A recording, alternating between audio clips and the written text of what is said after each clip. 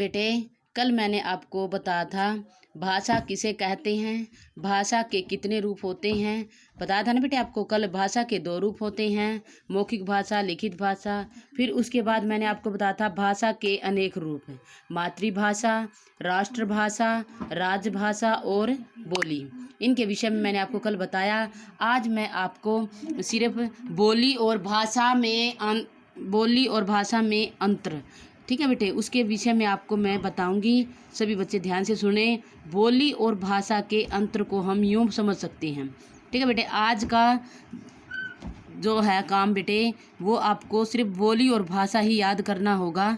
जो मैं आपको समझा रही हूँ ये प्रश्न आपने याद करना है, ये आपका याद करने का कार्य है। ओके बेटे, तो ध्यानपूर्वक समझे इसको।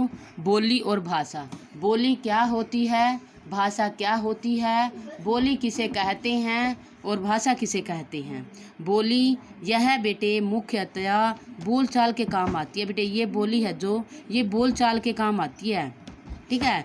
यह बोलचाल के साथ साथ प्रामाणिक लेखन के भी काम आती है। प्रामाणिक लेखन होता है बेटे, जैसे लिखा जाता है, इसको भाषा को लिखा जाता है लेकिन बोली को नहीं लिखा जाता। बोली सिर्फ बोलचाल के काम आती है, ठीक है। ये लेखन के काम भी आती है भाषा।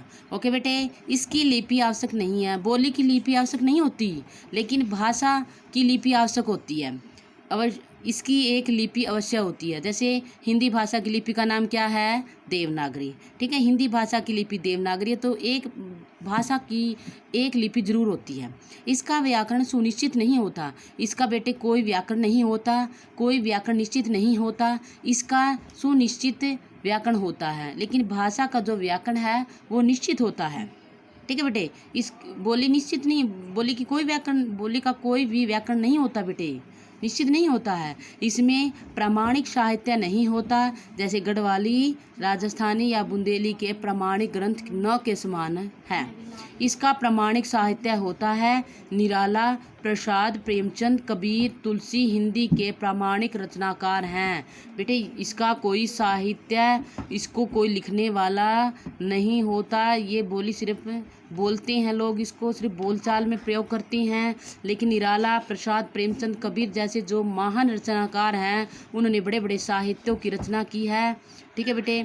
आगे देखिए, बोली भाषा का आरंभिक रूप है। भाषा बोली का विकसित, परिमार्जित और मानक रूप है, ठीक है बेटे। ये आरंभिक रूप है, बोली को पहले भाषा फिर बोली का एक विकसित रूप बन गया। आगे देखिए, इसका क्षेत्र बहुत सीमित होता है। किसका होता है, बोली का। बोली का क्षेत्र बेटे बहुत सीमित होता है। जैसे हरियाणवी केवल हरियाणा तक सीमित है, हरियाणवी केवल हरियाणा में ही बोली जाती है। अलग अलग राज्यों में सभी जगह पे अलग अलग बोली बोली जाती है। जैसे हरियाणा में केवल हरियाणवी, दूसरे और जैसे अन्य राज्य हैं उनमें अलग बोली बोली जाती है। इसका क्षेत्र विस्तृत होता है, जैसे हिंदी भारत में ही नहीं भारत के बाहर भी फैल रही है। बेटे इसका क्षेत्र विस्तृत होता है बेटे, बड़ा, इसका क्षेत्र फैला हुआ है। हिंदी भारत में नहीं, भारत के बाहर भी फैल रही है हमारी हिंदी भाषा, ठीक है बेटे। इसका क्या होता है, ये बहुत फैली हुई होती है हमारी भाषा, हिंदी भाषा, लेकिन बोली सीमित क्षेत्र तक होती है। बोली को शिक्षा, प्रशासन, जनसंचार और संविधान में मान्यता प्राप्त नहीं होती।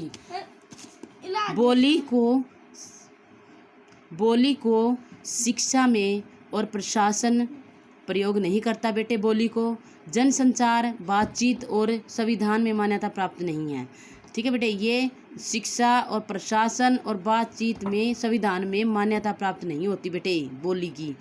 भाषा शिक्षा में प्रयोग होती है, प्रशासन प्रयोग करता है भाषा को, जनसंचार का साधन होने के साथ साथ संविधान में भी मान्य होती है। प्रशासन, जनसंचार में बातचीत का साधन